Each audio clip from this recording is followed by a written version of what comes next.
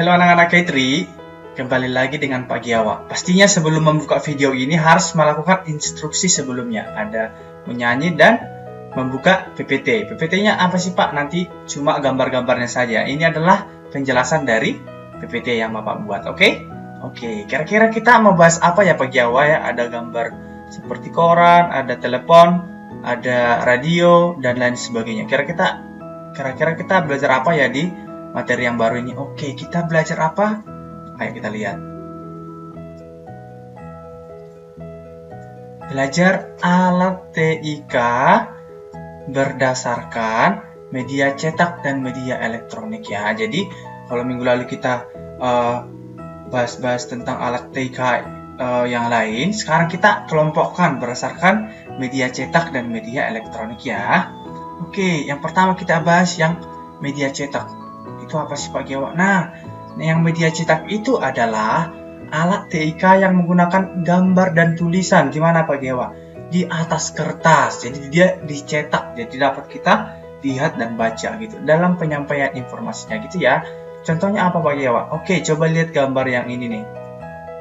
Oke, mereka pakai alat TIK cetak apa ya Pak Giawa ya di gambar ini ya? Nah, mereka itu adalah menggunakan. Oke, Bapak nggak jelasin dulu, nanti kita lihat satu persatu ya. Ada yang memasukin surat, ada yang baca koran, kemudian ada yang baca buku, ada yang lihat gambar-gambar. Nah, satu persatu kita akan bahas ya alat TIK cetak itu seperti apa sih Pak Giawa. Nah, oke lanjut. Nah, contohnya adalah koran. Nah, betul ya. Kalau misalkan di TV dia kita lihat berita, tapi di koran itu harus di print dulu, harus ada di kertas supaya bisa kita baca. Jadi dia harus dicetak dulu gitu ya.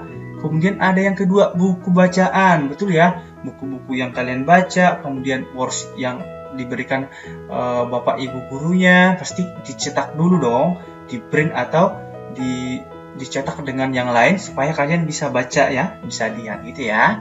Kemudian ada nyapa. Majalah, betul ya. Kalau misalkan anak-anak lihat majalah gitu, ada gambar-gambar, ada tulisan, itu harus dicetak dulu. Biasanya ada di online gitu ya. Tapi sebelum dicetak, ya kita nggak bisa lihat secara langsung, nggak bisa buka lembarannya. Tetapi ketika sudah dicetak, kalian sudah bisa baca majalahnya gitu ya.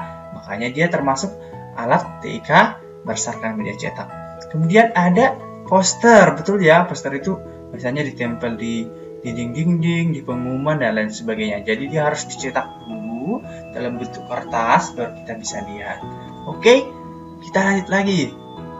Kemudian yang kedua adalah media elektronik. Nah, itu apa Pak Giawa? Jadi alat TIK yang berbagai macam peralatan elektronik. Jadi pastinya memerlukan energi listrik gitu ya dalam penyampaian informasinya. Apa saja sih Pak Giawa? Ayo coba dulu lihat aktivitas mereka ini. Ada orang-orang nelpon, ada dengar radio, ada anak-anak main handphone, ada nonton TV.